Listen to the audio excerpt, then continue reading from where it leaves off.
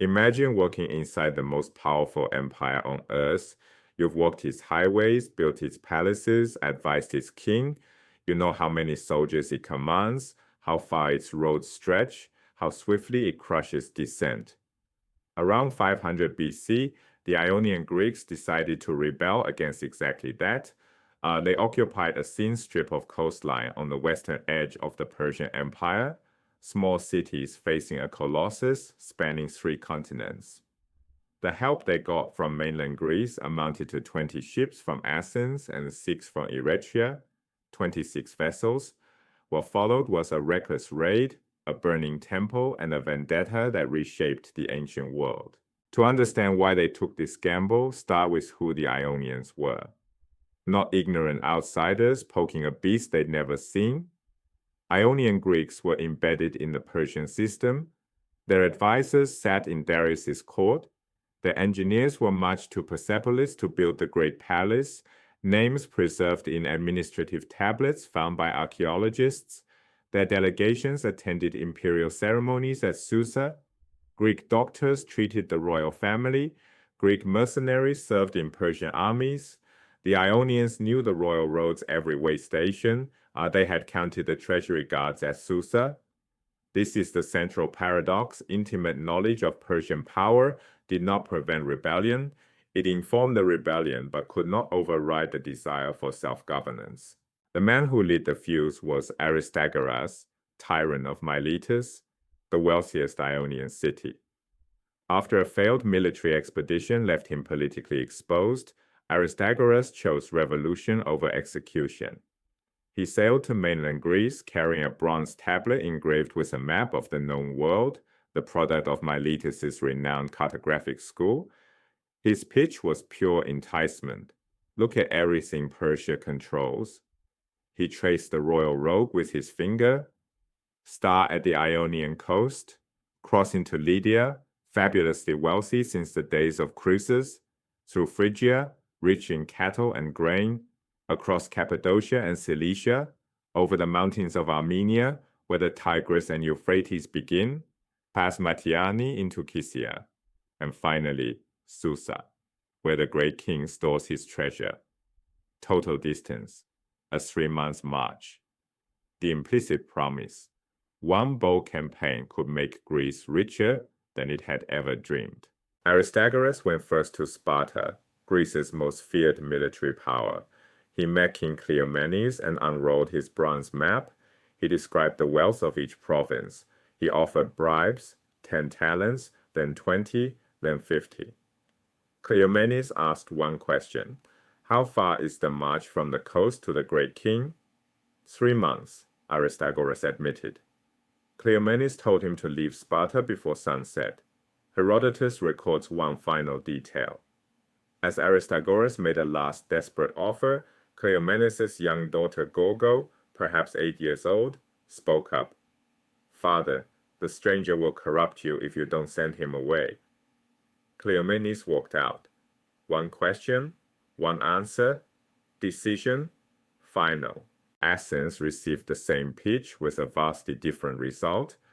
Athens was Ionia's mother city.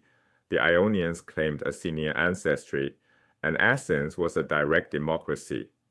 Aristagoras stood before the full citizen assembly. 30 to 40,000 men gathered on the Panyx. Herodotus delivers one of his most sardonic lines. It seems easier to deceive 30,000 than one. The assembly voted yes. Athens dispatched 20 triremes, fast 3-banked warships. Eretria, a smaller city with kinship ties to Ionia, added 6. 26 vessels to challenge the largest empire on earth. Same map, same pitch, opposite outcomes, because different political architectures process risk, greed, and kinship appeals in fundamentally different ways. 26 ships carrying perhaps 2,000 to 3,000 warriors. The Persian Empire could mobilize hundreds of thousands across dozens of provinces. This was not a liberation army. It was a gesture, possibly sincere, possibly reckless, certainly insufficient. The combined Greek and Ionian force sailed to Ephesus on the Anatolian coast. then turned inland. They marched 60 miles over hilly terrain towards Sardis, the old Lydian capital and seat of the Persian governor of Western Asia Minor. They covered the distance in 3 days, undetected. At dawn, they swept through the lower town. The Persian governor Artaphernus retreated with his garrison to the fortified Acropolis above the city. The lower town belonged to the Greeks. Then the fire. Sardis's houses were built of reeds and mud brick, kindling in a dry Anatolian summer. Whether by accident or deliberate act, Herodotus leaves this pointedly ambiguous, flames swept through the lower city. The fire consumed the temple of Cybele. Cybele was the great mother goddess of Anatolia, revered across Asia Minor for centuries before the Persians ever arrived. Her sanctuary at Sardis was ancient and sacred. Its destruction was not collateral damage. In the ancient world, burning a sacred temple was the gravest sacrilege, an offense against the divine order that demanded retribution. The peoples of Asia Minor, Herodotus tells us, neither forgot nor forgave. This single event transformed a provincial revolt into something far more dangerous, a personal vendetta for the Persian king and a civilizational grievance for every subject of the empire. The retreat was a disaster. Persian cavalry, alerted by the smoke column visible for miles, caught the Greeks on the march back to Ephesus and inflicted a crushing defeat. The surviving Athenians and Eretrians scrambled aboard their ships and fled across the Aegean. They did not return. 26 ships arrived. They withdrew after a single engagement. The Ionians, who had staked everything on mainland support, were now alone, facing the full weight of Persian retribution with no prospect of reinforcement. The revolt would continue for 6 desperate years before Persia crushed it at the naval battle of Lade in 494 BC. But the fire at Sardis had already done something no army could undo.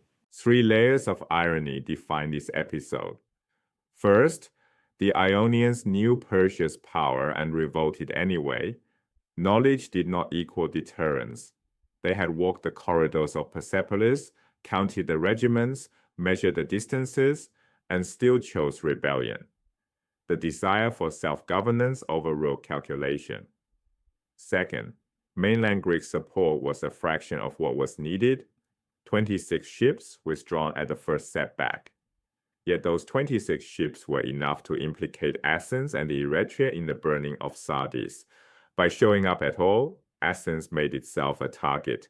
Third, and most consequential, the burning of one temple did more strategic damage to the Greek cause than any military defeat could have.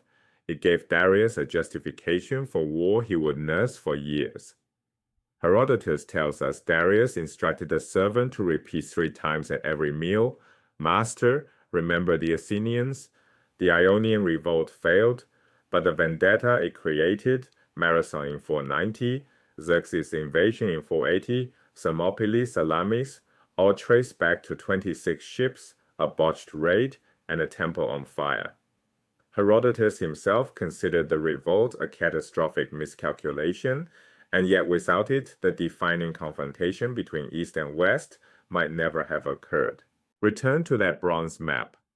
The royal road Aristagoras traced for Cleomenes, that 3-month journey the Spartans refused, would soon carry traffic in the opposite direction. Persian armies marching west, toward Marathon, towards Thermopylae, towards Salamis. 26 ships and 1 burning temple set it all in motion. The road ran both ways.